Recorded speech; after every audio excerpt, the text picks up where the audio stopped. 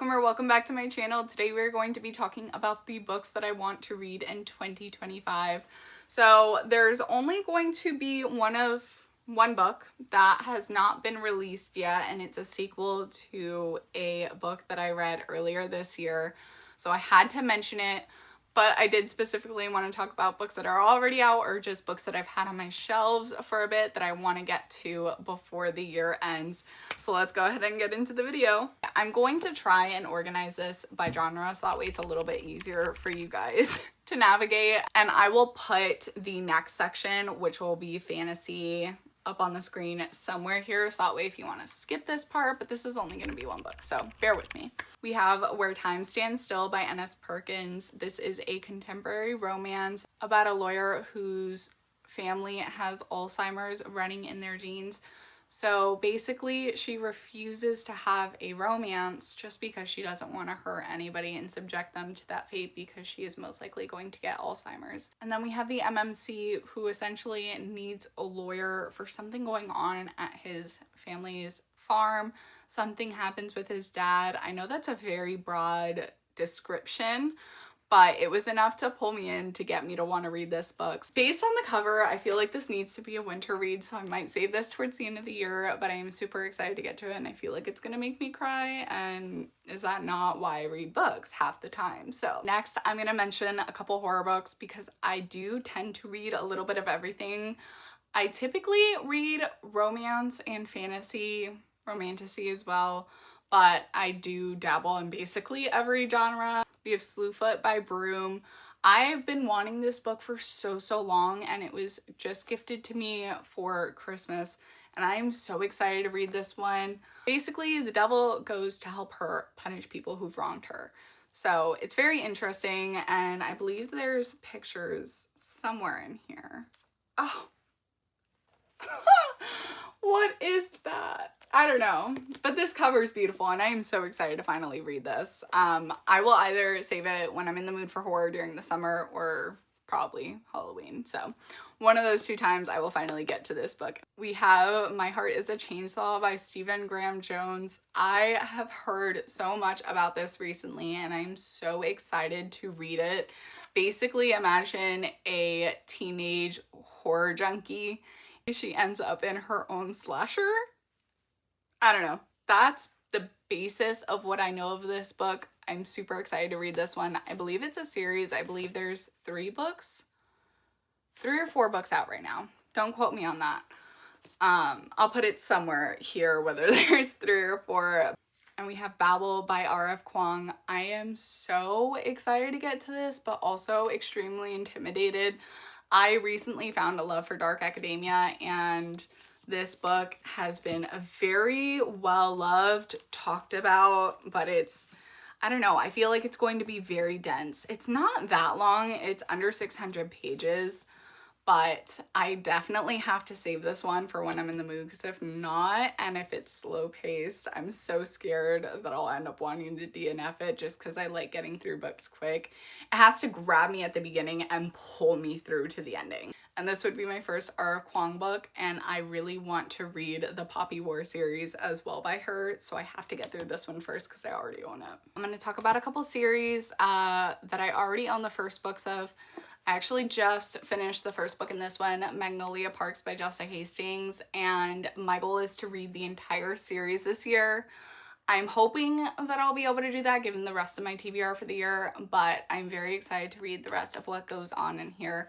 If you haven't heard about it, I did chat about it in my March wrap-up, so if you're curious more on what this one's about, go ahead and watch that. And also, this one I'll be getting to the first one this month, but this is on my April TBR, Binding 13 by Chloe Walsh. I want to read the entire series this year. I've heard so much about it. I feel like it's gonna rip my heart out, but I'm excited for it. So I own the first one, and I believe the whole series is on Kindle Unlimited, and the newest book is coming out, I believe, in May. So I want to jump on the bandwagon, hopefully before the next book comes out. And then I do have 2 dark romance series that I want to read this year. I don't physically own any of them, so I'm going to pop pictures of them somewhere on the screen. We have the Maid series, which starts with The Sweetest Oblivion by Danielle Laurie.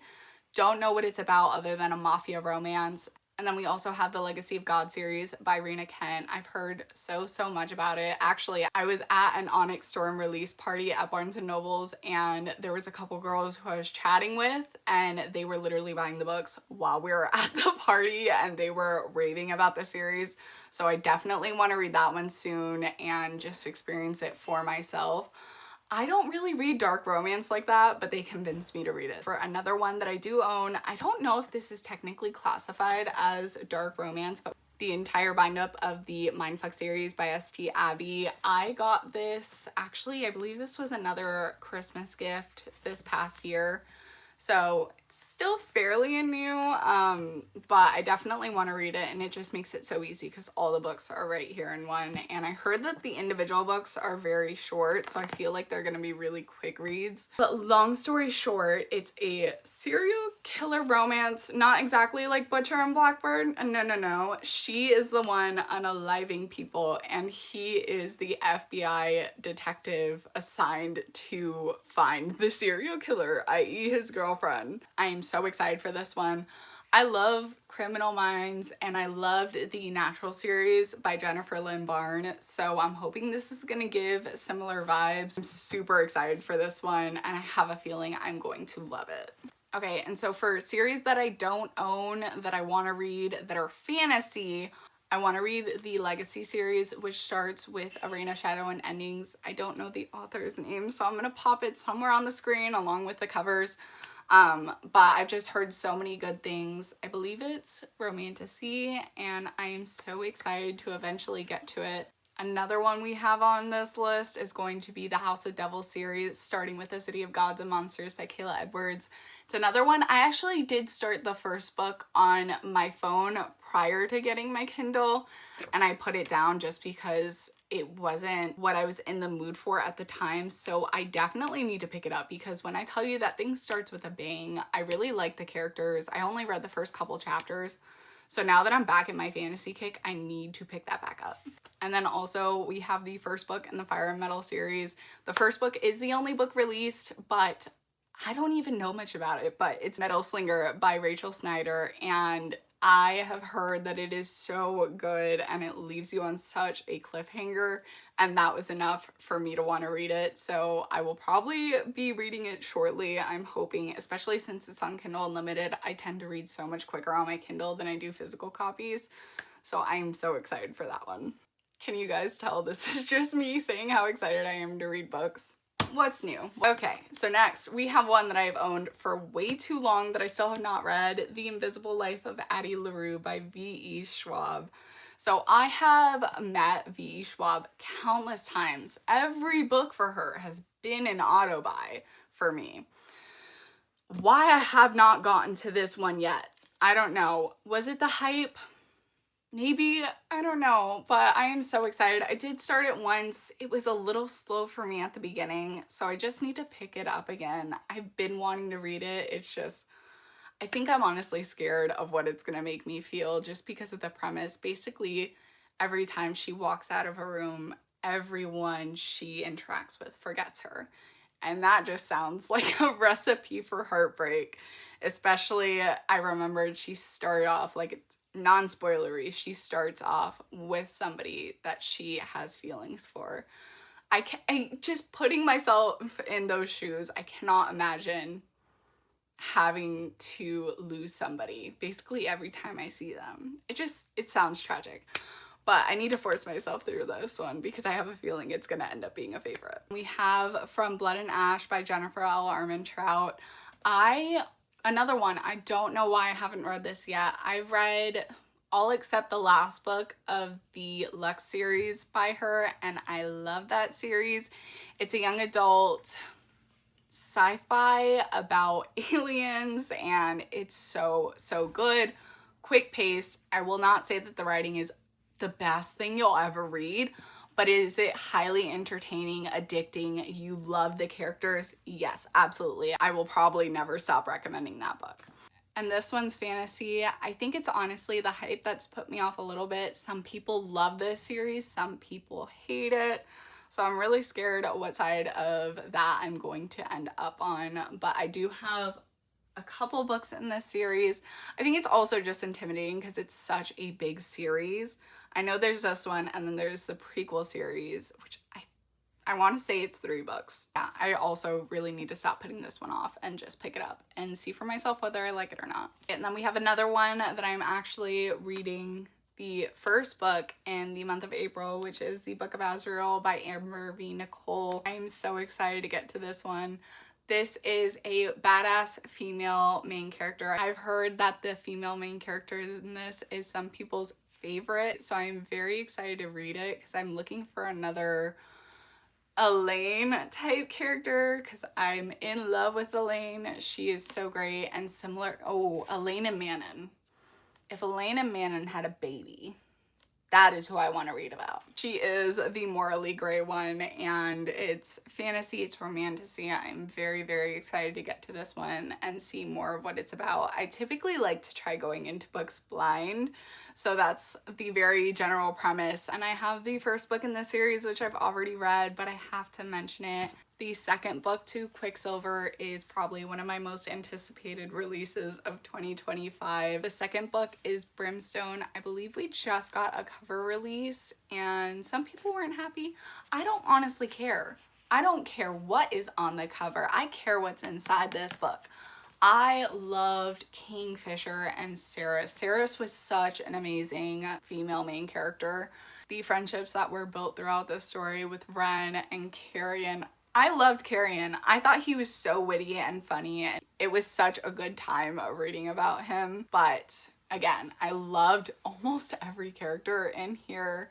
And I am so excited to find out what happens in the next book. I believe it comes out the end of the year, sometime in November. I'll put the date somewhere on the screen, but very excited for that one. Okay, next we have, I don't know if it's necessarily cozy mystery, but mystery. We have the entire Veronica Speedwell series by Diana Raybourn. I don't own the entire series, but I bought quite a few of them because I'm banking on loving it. I don't even think I've read too much like this. There is one cozy fantasy that I read, and it's... Do I even have it out on my shelves?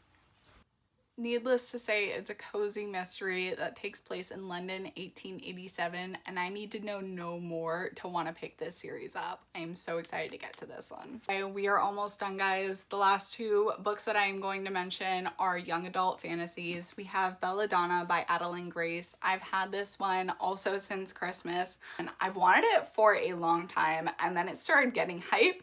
Are we seeing a theme? I have not picked it up yet. I am so excited because I feel like it's going to take me back to my roots, because when I started reading in high school, I read a lot of young adult fantasy. That was my thing. That was my cup of tea, and just reminisce on all the young adult fantasies because I have missed it, to be quite honest. And lastly, we have quite an embarrassing one. We have Six of Crows, the duology by Leigh Bardugo. I have no excuses. Actually, well, it's not an excuse, but I wanted to start with the Shadow and Bone series by Leigh Bardugo. So I did. I read the first 2 books in that series, and then it started getting hype, and then it got a TV show, and I tried watching the TV show because I had already read the first 2 books. I was like, let me just start episode 1. And I wasn't the biggest fan. I wasn't really that intrigued. And then I went to go pick up book 3, and I was bored. So I put that entire series down. And I have heard that you don't really have to read it to go into this one. So I just need to force myself to pick this one up because I've heard this is some people's favorite book, and I am so excited. I don't think I've read anything like it because it's basically a story about a heist, and I know the relationships within the story, the friendships are very, very good. So I'm very excited to eventually get to this one, and I love a duology just because you can just sit down and binge the whole thing, and at least it's already completed. So you're not missing any pieces, you're not having to wait for a new release. But this is another one that I desperately need to get to this year.